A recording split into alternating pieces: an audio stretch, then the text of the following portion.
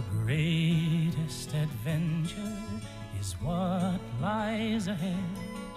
Today and tomorrow are yet to be said. Hello everyone, no one of consequence here, back again with a new video. This is episode 42 in a series which recounts my ongoing Dungeons & Dragons campaign, which is now in its 9th year. If this is your first visit to the channel, you might want to go back and start with part 1 of the series so everything will make more sense. So as always, spoiler alert, I will be revealing details found in this adventure module. And just as a reminder, this is a current makeup of the adventuring party.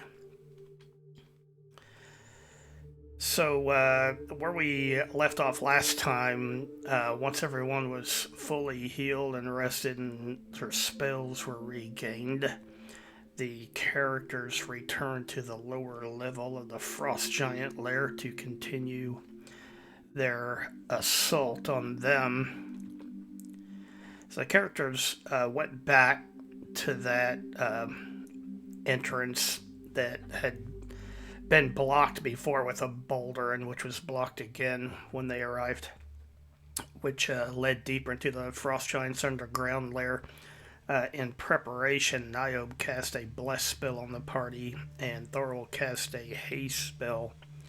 And their plan was that Gorbadoc would start by shooting a crossbow bolt with a silent spell cast on it, and it was hoped that this would quieten the alarm horn, which they just assumed would still be there.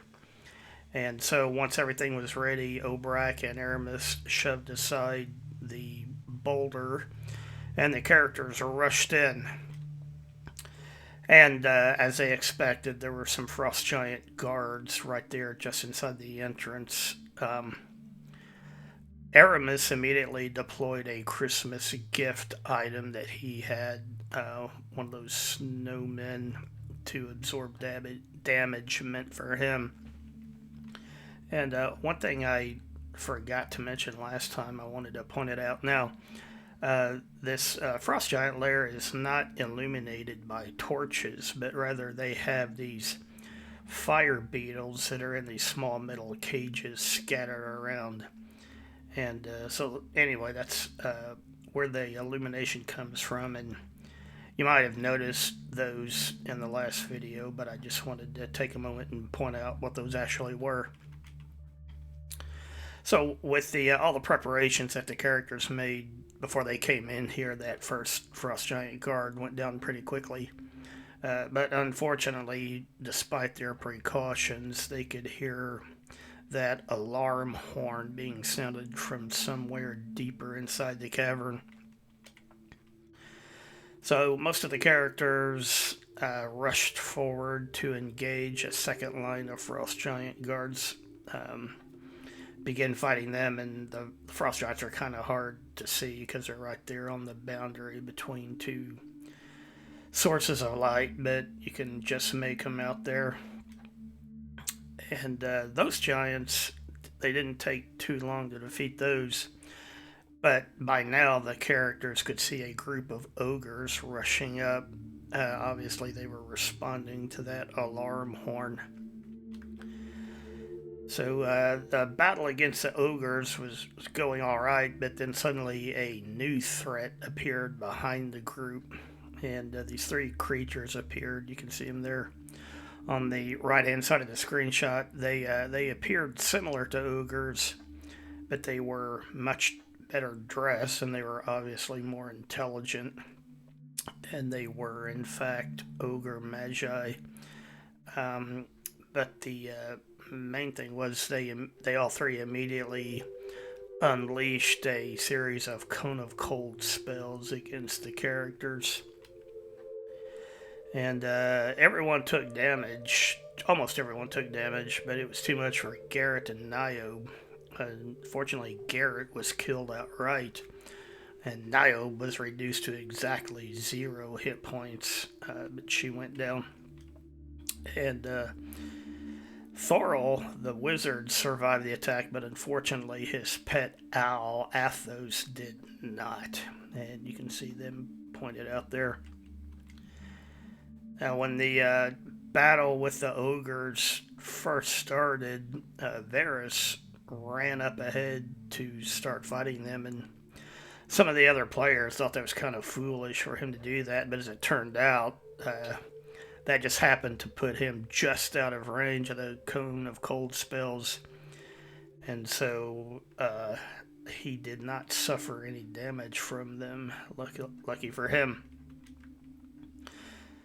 So after those dissipated, Gorbadoc and Varys both responded to the Ogre Magi by throwing Snowball in Hell Christmas gift items at them. And you can see the description for that item there.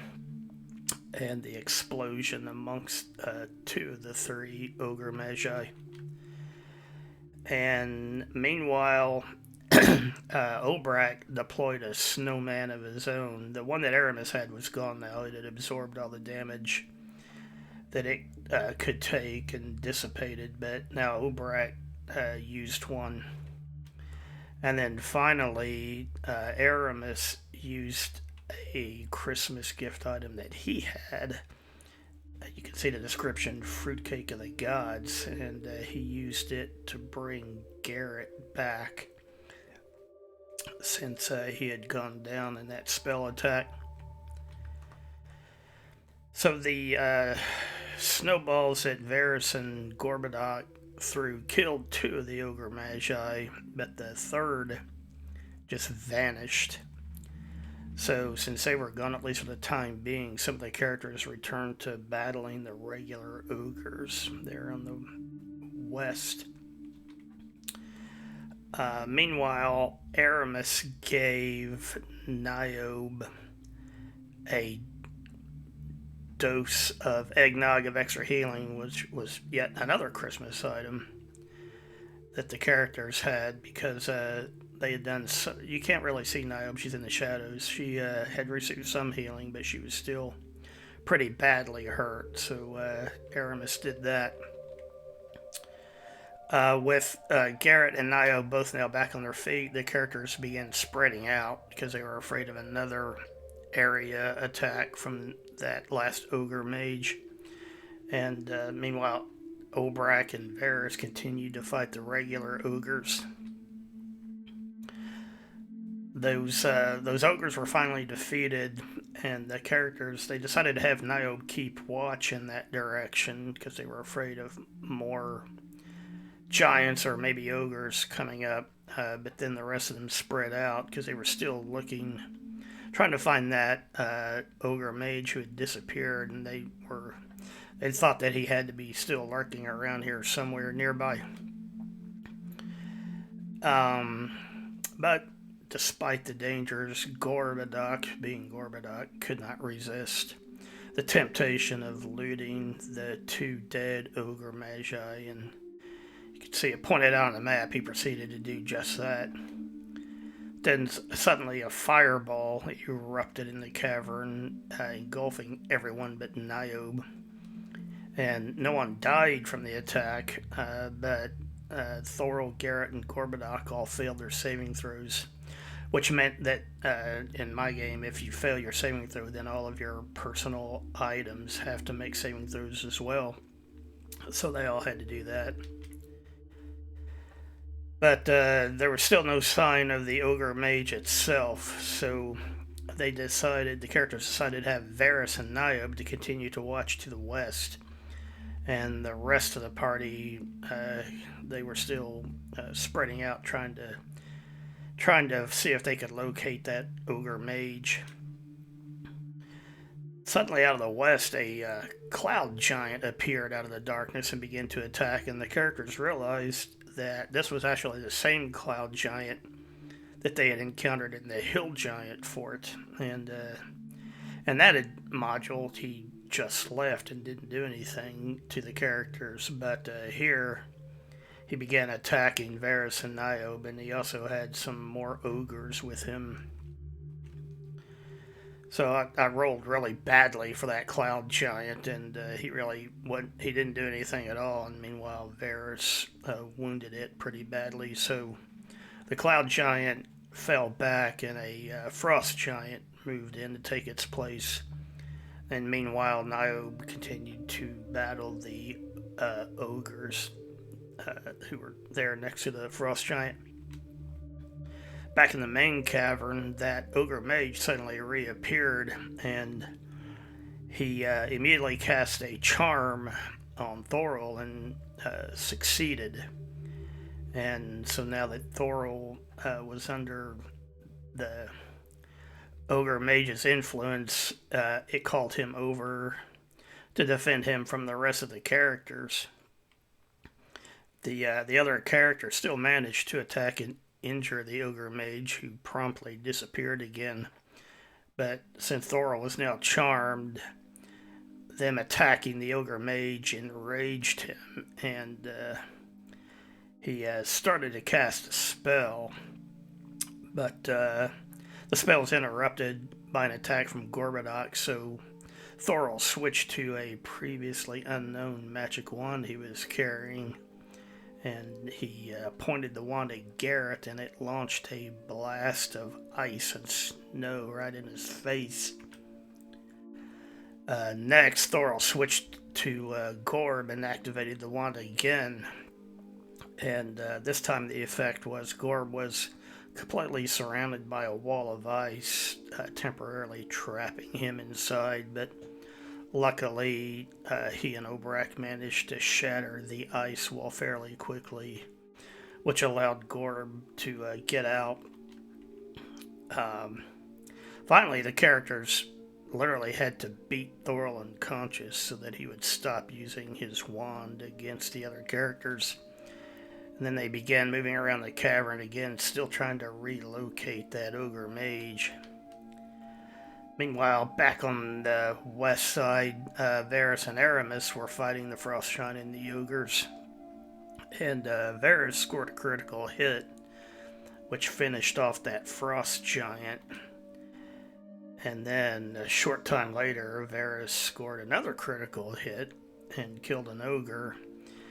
But the other characters had no luck in finding that last ogre mage. And although Varys was dealing out quite a bit of damage, he was also taking damage. You can see his health bar there next to him. Finally, he got low enough on hit points that Niobe had to go over and heal him. But luckily by now there was only one ogre left, and Aramis scored a critical hit, but then he low rolled on the damage and did not kill it.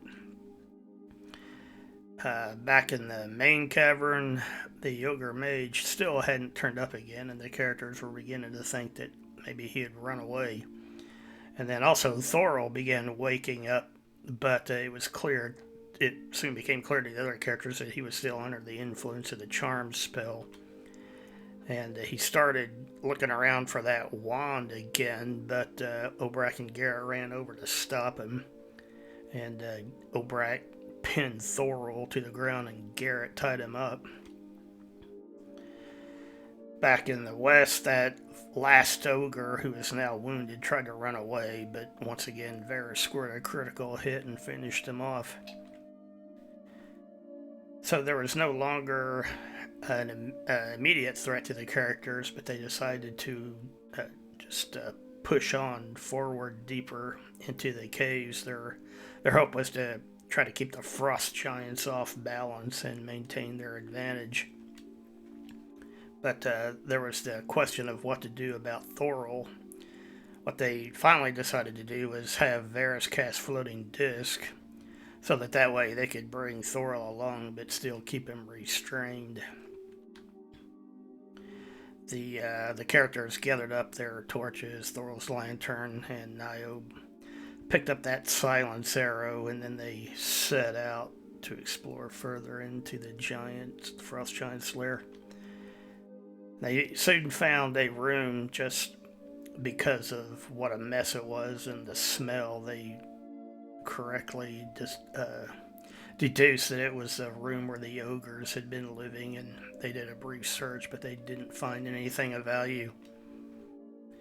And next, the characters found a nicely furnished room that had some large-ish beds in it, and Garrett found a chest and searched it, and it only contained extra clothes, but it was the same type of clothes that they had seen the ogre magi wearing, so they assumed that this was their quarters. So continuing further into the lair, the characters found another passage blocked by a boulder, and Aramis and Obrak soon had that shoved out of the way. And this passage led to a chamber that had a single giant-sized bed in it. And this room also had a chest, but this one was filled with gold coins. Pointed out there on the map. And the chest was so big and it was so full of coins that there was no time to count it or divide it up. So they decided to just load the chest onto the floating disc, and the chest was so heavy that it took 2 characters to lift it, and its weight combined with Thorol loaded down the floating disc almost to its weight limit. So continuing on, the characters found yet another passage that was blocked by a boulder, and again Obrak and Aramis moved it out of the way. And inside this room, they found a storm giant, female storm giant prisoner being held here by the frost giant Jarl. And she claimed that he was holding her captive here until she agreed to become his concubine. And the storm giant said she had no intention of doing that, and that she only wished to escape this place and return to her people. And but she offered to help the characters defeat the frost giants, and especially the Jarl. She had a grudge against him, but she offered to help the characters if they would release her and give her a weapon. So after some discussion, the characters agreed to the storm giant's offer, and Garrett picked the locks on her shackles and freed her. Okay, well that's all I have for now. If you liked the video, please hit the like button. If you haven't, subscribe to the channel, leave a comment. I always like to hear what people think. If you can, share the video, and anything you can do to help support the channel, I appreciate it. Thanks again. Bye for now. The greatest adventure is what